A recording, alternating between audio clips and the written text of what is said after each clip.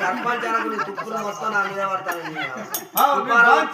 నా ముచ్చట ఇంటాను ఇంటలో వాడి బాగా పిలుస్తానా ఇంటాను ఇంటి ముసలితో ముచ్చట పెట్టుడే తక్కువ వాళ్ళు ముసలి నీ ముసలి పాడుగాను కథ ఉన్నట్టున్నది నాకు ఇద్దరు కొడుకులు కావచ్చు ఆ కొడుకులు మాత్రం చూడు అన్నం పెడతలేరు గటబడి చూడు నా భర్త వచ్చినాక నా కొడుకులు తాగిన వాళ్ళకు పెళ్లిళ్ళు వేసిన చెరో కోటార్స్ కట్టించిన బతుకుల్ని కొడుకు అని చెప్పిన చెరో ఇంట్లో వాళ్ళు ఉంటారు చెరొక్క నెల అడుచుకోవాలి వాళ్ళు ఎంతైనా చిన్నోరింటి పోతే పెద్దోరింటి పొమ్మంటాడు పెద్దోరింటి పోతే చిన్నోరింటి పొమ్మంటాడు ఓ సర్పంచ్ నేను వింటాను ఇంటలేవా నీ బాగా చెప్తానా నా ముచ్చట మంచిగా నా కొడుకులకు బుద్ధి లేని కొడుకులకు బుద్ధి చెప్తావు నచ్చిన నా కొడుకులకు జ్ఞానం లేని కొడుకులకు జ్ఞానం చెప్తావు నచ్చిన నాకు అన్నం పెట్టిస్తావు నచ్చిన ఓ సర్పంచ్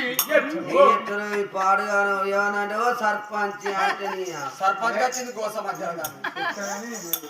ఇగో సరే నీ కొడుకులో పిలిపించి మంచిగా చెప్పు అంటారు నా కొడుకులో బుద్ధి లేని వాళ్ళు బుద్ధి చెప్పి జ్ఞానం లేని వాళ్ళు జ్ఞానం చెప్పు అంటే జౌనతి ఇక్కడ జవనతి పెట్టుకుంటేనే నీ కొడుకులో పిలిపిస్తా అయ్యో ఎంత నీ దగ్గర ఎంత ఉంటే 10,000 ఉంటే 10,000 ఉన్నాక నేను ఇంత దూరం వస్తున్నావు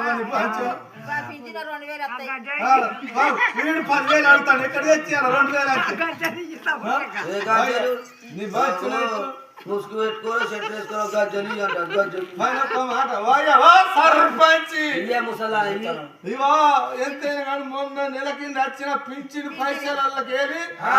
1,500 ఉన్నాయి కడవై తర్వాత పింఛన్ పైసలు వచ్చినాక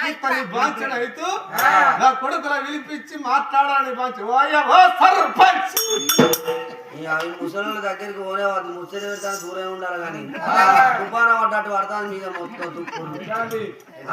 చలికాలం పేరు చలి పెడతాను అంటే కొడుకుల పేరు అంటావా ఏం పేరు కొడుకుల పేరు పేరు దుర్గడు పేరు మైసడు వాళ్ళని బాధ్యత కూర్చున్నది వీళ్ళ పోతలే ఉన్నారు అయ్యా బోలో